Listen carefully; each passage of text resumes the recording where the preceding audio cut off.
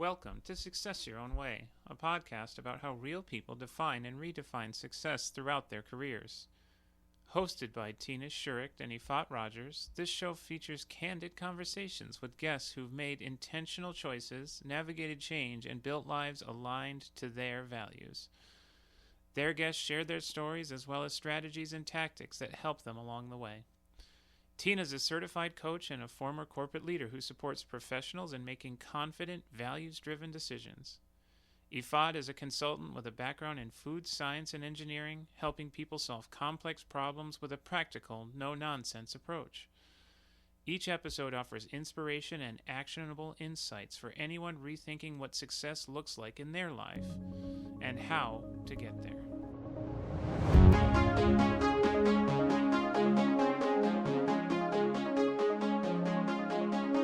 All right. Hi, everyone. Thank you for joining us today for another episode of Success Your Own Way. We're very excited to have Ethan Johnson join us today. So, Tina, why don't you introduce Ethan to us? It is my pleasure, Ifat. Thank you. Ethan has over 25 years of experience in the tech industry, leading teams in sales, marketing, finance, and operations across consumer and commercial businesses. He's done it all. He spent nearly 18 years at Microsoft, and his most recent experience was leading multi-channel go-to-market strategies and execution for the Surface line of hardware and services in the U.S., Latin America, and Canadian markets. Since leaving Microsoft, Ethan has taken on advisory roles with small businesses and early-stage ventures, supporting business development, as well as a few other projects which are currently in stealth mode, but maybe we can get Ethan to talk about a couple of those. He lives in Seattle with his family and his two huskies and is a sometimes competitive rower and rowing coach. He's a woodworker, a record collector, and a live music enthusiast. Welcome, Ethan. Thanks for joining us today. Oh, thanks for having me. Thank you. Can you tell us a little bit more about your story? This podcast is about success your own way, and I think a lot of our success comes from our stories. So tell us just a little bit about how you got to where you are today. Yeah, no, thank you. I could go all the way back to my first job washing dishes at a restaurant when I was 15, but that's probably a little bit dense. But I will say it was kind of a good start because I kind of gave me a good work ethic early on and a willingness to kind of get in and get dirty and not, kind of be intimidated by the difficulty of any of the work. I grew up doing carpentry with my dad. My dad and my grandfather were both woodworkers. And I think the combination of early work experience and then having family members in a creative field kind of, in a way, unlocked a little bit of that kind of cross-pollination between being really curious and being willing to learn and being creative, and then knowing that none of that comes without a lot of hard work attached to it. My kind of entry into the tech space was with Hewlett Packard, where I got to take on a bunch of like cool experiences on the finance side of the house and project management. And about that time, I got my MBA as well. Great company, great experience, great colleagues. And then when I came to Microsoft, I was working in the payment space, and then I moved into marketing, and then I moved into sales. And so the cheat sheet that I give people is that I've done pretty much every role in the tech space except for write code, which is actually something I'm correcting for now. As I learn Python and kind of dive into some of these AI tools that have kind of grown over the last 18 months. And I think the common thread across all those is I've always gone where I'm curious and I wanted to learn about a new function or a new area. And what I didn't really appreciate until, probably the last 5, 6, 7 years was how that kind of breadth of experience set me up uniquely to understand how they integrate and how those pieces work together. So did that until December of 23, which is when I left Microsoft. And I imagine we'll talk about that a little bit more because it really was a bit of a what's important for me, what's important for my family, what's important for my wife moment. And since then, I've been really kind of following my curiosity, working in all kinds of different ventures, whether it's like helping start a gaming studio or helping a friend start a gaming studio, advising them a little bit on go-to-market, a little bit of managed service consulting, did some work with SaaS providers, and then again this cool stealthy startup that we're working on as well. So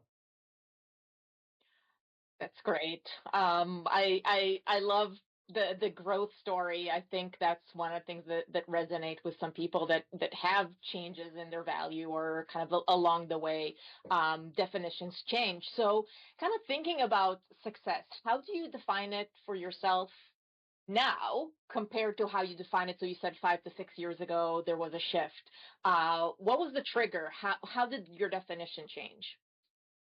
I think early in career, all of us, early in career, whether it's fair or not, I think a lot of folks define success by promotion and level, and certainly was not immune to it. I would say even right when I was leaving Microsoft, I wasn't immune to it. I kind of felt like I needed to achieve a certain job level or title in order to be defined as a success.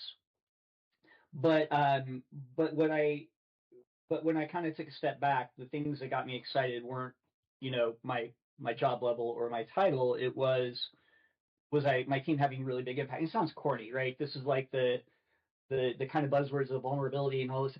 But what was really true is like I felt successful when my team was successful. And I think if you ask most anybody that was on my team and worked for me, did I create the conditions where they could be great at their jobs, where they could try new things, where they could experiment, where they could build? And even at a big company like Microsoft, when you can kind of find those pockets of entrepreneurship where you can go and build a new approach to distribution or a new approach to unlocking a reseller's capability to grow the PC market, their PC business by 2x, which we did.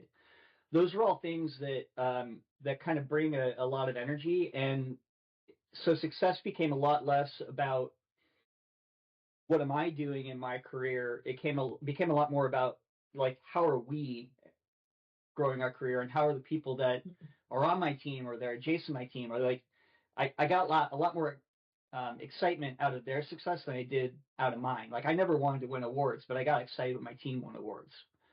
And honestly, I think some of that even goes back to, Tina mentioned, I'm a rowing coach. I was a rowing coach. I coached competitive collegiate rowing for almost a decade. And I think I got a lot more joy out of my teams winning medals when I was a coach than I did when I did as an athlete. And I think I kind of knew that, but probably 5, 6 years ago, that's when it was like, okay, this is what gets me excited. It's like the mental challenge, and it's also helping, like the fact that we do it together and that and seeing people grow. Yeah, that is such a fun evolution to have as a leader and as a professional out there, is moving from celebrating your own achievements to starting to celebrate the achievements of those around you and really working hard to lift people up. I'm curious about your leadership approach. If we could go dive into that a little bit, because a lot of what you just shared, I think, are great examples of strong leadership. When you think about some of the best leaders that you've had, or the leader that you are, what are some of the key characteristics that you think about when you think about strong leadership? Well, I'll kind of say, like, a lot of my leadership principles come from the experience of coaching athletics. And in the case of a rowing team, you have my squad had 30 people, 30 women on the team. I coached the varsity women's squad at Georgia Tech. And you have, within a squad like that, you have multiple layers of identities. You have the team identity that you want to build. What do you want to be known as an organization? Prepare to win, plan to win, prepare to win, expect to win was our motto. And it was all about being very deliberate with the approach that you took. I didn't invent that, by the way. The other coach did, one of my colleagues, but it worked for us. And then it's how do you want to show up? How do you want to be kind of known outwardly? And then what kind of norms do you set within the team? And then you have an identity within a boat, right? Based on the personalities of the people in the boat. And then you've got the individual identities. And what you find really quickly is that from a motivation standpoint, like some athletes want to be yelled at, want to be pushed, want like that hard, tough love. Some are cerebral and want to understand why. Why are we doing this? What's the mechanism? And they're very scientific about it. Some are more emotional. They need more, what I'll call like poetic descriptions of what you should be doing with your technique. And the thing that I learned in that is the focus on the individual and being very clear about what that individual's learning style is and what gets them excited.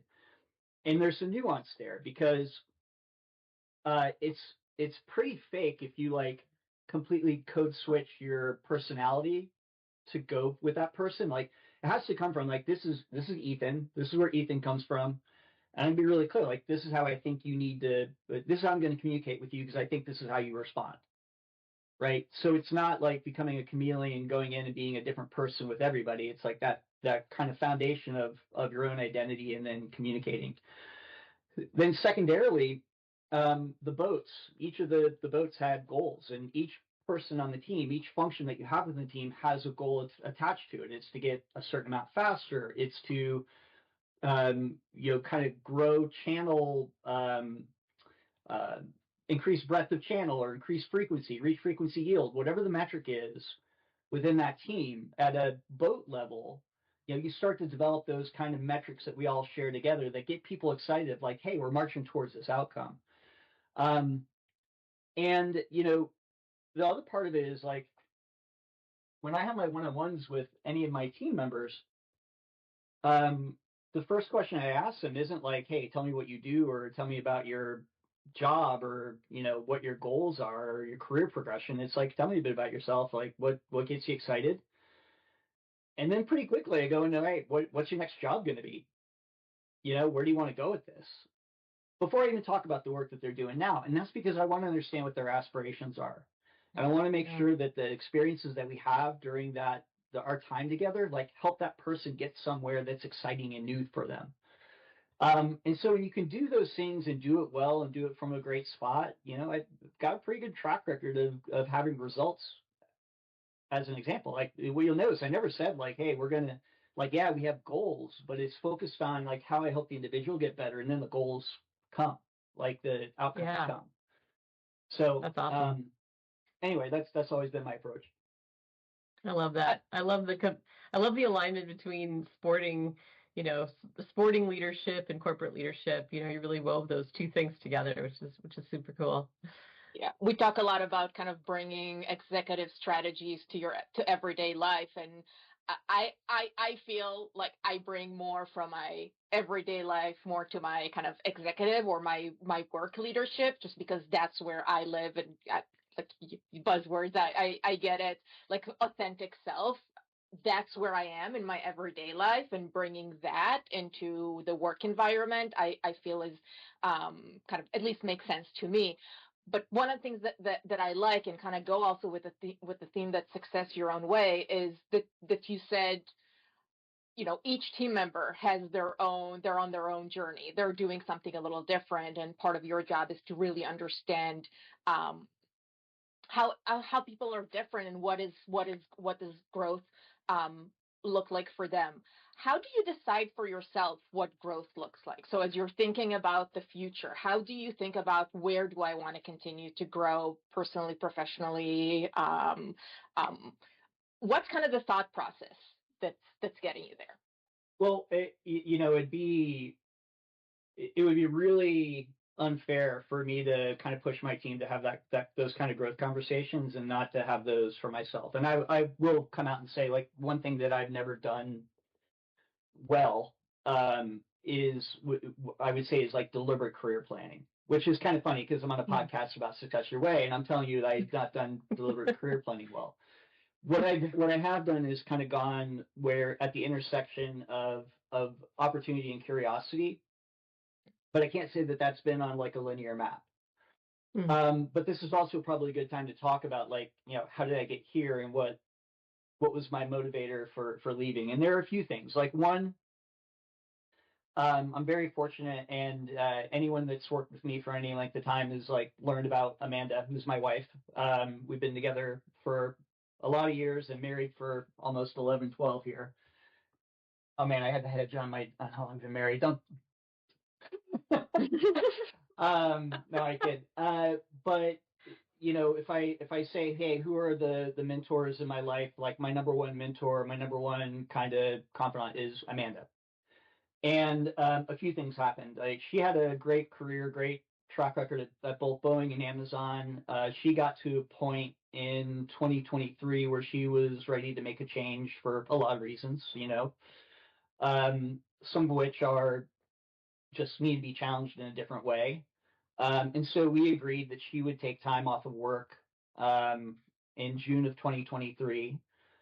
And she said, okay, I'm going to do that, but I'm going to make one phone call, which kind of prompted her to move into a really cool role at a company called Rebuild Manufacturing that's doing some fascinating stuff around doing more onshoring, doing more core production in the United States. It's a great company. But what happened is she got into a space where she's like truly energized and excited and ready to go. And I do think sometimes you need to see the people around you make changes to give you the permission to reflect on what's going on within your own career, within your own life, and your own happiness, frankly. I love working at Microsoft. I love the people that I worked with. I probably passed on a lot of opportunities simply because I liked the teams that I was with, and I liked the work I was doing. I loved the resources and the values of the company. But at some point, I also was doing the same thing. I was kind of repeating, and I wasn't quite as challenged as I had been. And also, where was the growth going to come from for me at that point? And I knew how to operate within Microsoft. I didn't know how to operate in a more of a free form environment where I got a chance to be a little entrepreneurial. So that was the kind of personal thing of like, hey, I realized something was missing. And I spent a lot of time thinking about this. There was no like kind of gut, quick, impulsive reaction here. So I made the decision to leave Microsoft in September of 2023, and I didn't actually leave until December. But probably the most important thing that happened is my wife stepped into her new role. It became pretty clear that like she was going to travel an awful lot. It was like the right thing to do for our family and for her career, for me to redefine success and say, you know what? We move at peaks and valleys in our relationships. There are times when, my career was peaking and hers was at a valley and hers is peaking and sometimes they were peaking at the same time, which was great for the 401k. But it was really important for our family overall and for me and my own growth and development to say, look, I need to step back and I need to get recalibrated and rebalanced on what's important to me and kind of anchored on my values. And frankly, Tina helped with that quite a bit. So Tina and I got to work together, probably background. Tina and I worked together at Microsoft, awesome colleague, great friend, and one of the people that I trust and really value. And so when I said, hey, I need some help with this, like that's who I called. So what's happened since then? I spent a lot of time with my 7 and 9-year-old daughters. I have taken on kind of the advising work, which has really been a way for me to explore some different areas and figure out what I'm interested in and what I'm not interested in. Frankly, it's like as important to eliminate things as it is to add them. And here I am talking to you now. And we love it. We're so appreciative that you're spending the time with us today, telling us your story. And I too have appreciated working with you in our Microsoft lives, and then reconnecting years later through our coaching engagement. It's been amazing for me as well. So thanks for acknowledging that. When you think about who you were 20, 30 years ago, Ethan, and the plans that you had for your life and your aspirations for your life, how well would you say that those aspirations have come to light for you throughout your life? How different were they, or how similar were they based on your expectations? I think it's a tricky one because I now realize how little I knew 20 years ago, and I do think there's some background here. I talked about my dad and my grandfather being carpenters. My grandfather dropped out of school in the 7th grade. I'm the first one in my family to go to college. I've got extended family that, that I kind of, I guess my broader point there is I didn't have like the same kind of role model at home that said, hey, this is what you do in this kind of white collar career. I knew what it was like to work really hard and uh, and those like values that I absolutely love, but I didn't like I could never go to my mom or my dad and say, hey, here's I'm having a hard time in the class in a university, or I missed a test. What do I didn't realize like what I didn't have from a mentorship standpoint. And so the reason I start to answer your question with that background is 20 years ago, I didn't know what questions to ask. What I had in my head as an idea of, I remember going through my MBA program at Emory University and not realizing that the CEO, thinking the CEO of Delta made maybe like $400,000 a year, right? Which was like way off, right? But that's because I just didn't know. And so 20 years ago, I think I had this like idea that was a lot more of a cartoon of what it meant to be successful and grow your career. Whereas now I'm like, wow, man, I was really off base. Like I could have asked very different questions, and I'm kind of in awe of just how uninformed I was. Mm-hmm. But I also know that for my kids, like they're going to have a different level of kind of support or expertise from Amanda and I when they're in that stage to kind of figure out how to navigate it. So why do I say there's two reasons I kind of go down that path. Like one is I kind of can't believe I'm here. And I'm really proud and humble, and I feel privileged, and I know it's equal parts work and luck and all these pieces. I still struggle with whether it's enough, which I think is kind of endemic of being in corporate America. There's always this need to go and get more, and success is defined by what you make and your title and all that. And I'm not going to say I don't fight those expectations. But the second is how important early in career mentorship is. And I do think for a mentor, and I do mentoring.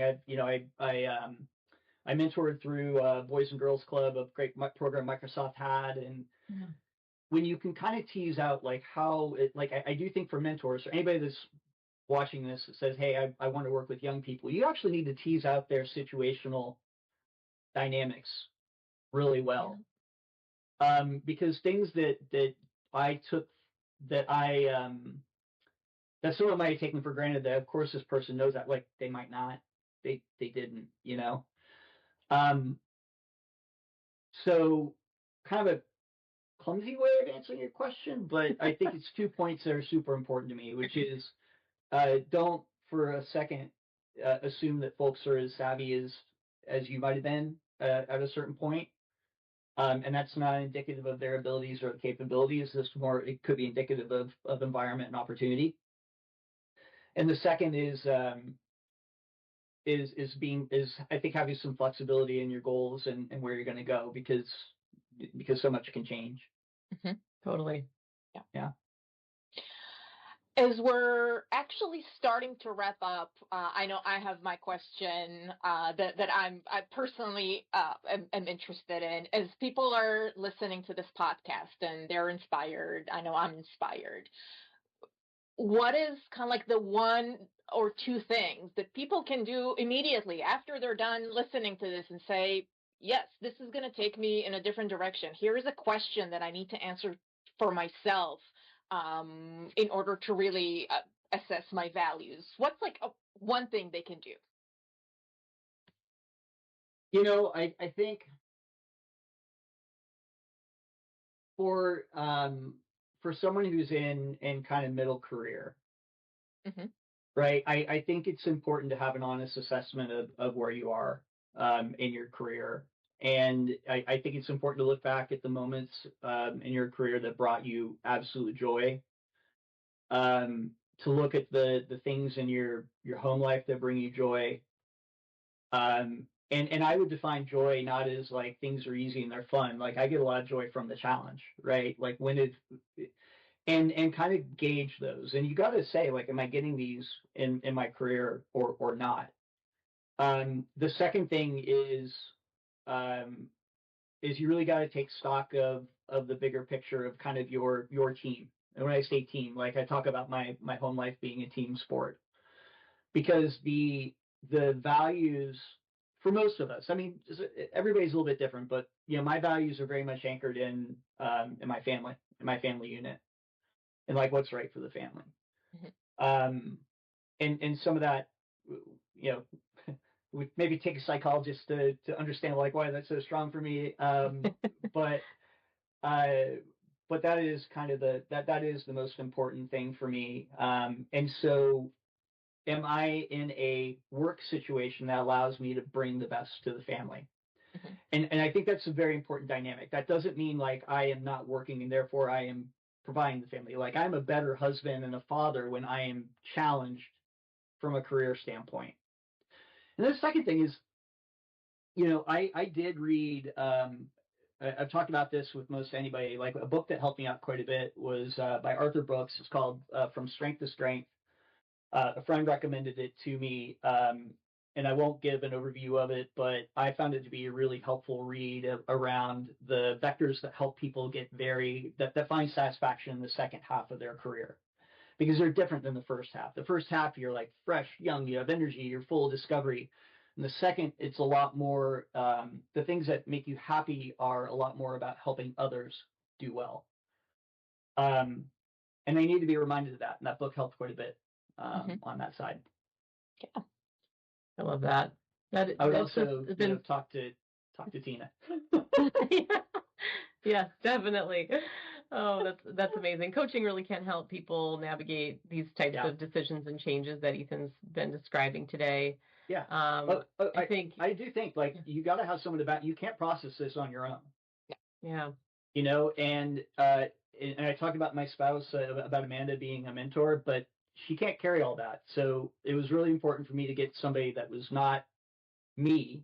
It was not my wife, as much as we talk about this stuff, but it is somebody else that can kind of play it back and is neutral, frankly. Yeah. Yeah. Amazing.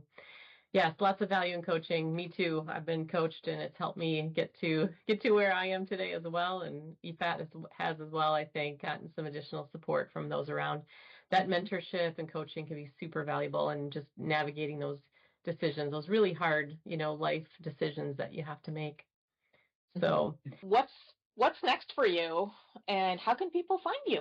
Oh, well, I'll start by saying like one of the fantastic things about the last year or so, I made a deliberate choice to reconnect with a lot of folks that I worked with or that I appreciated or I haven't gotten there, like there's so many people, but one of the people I reconnected with was one of my old managers at Microsoft, a guy named Christoph Wilford.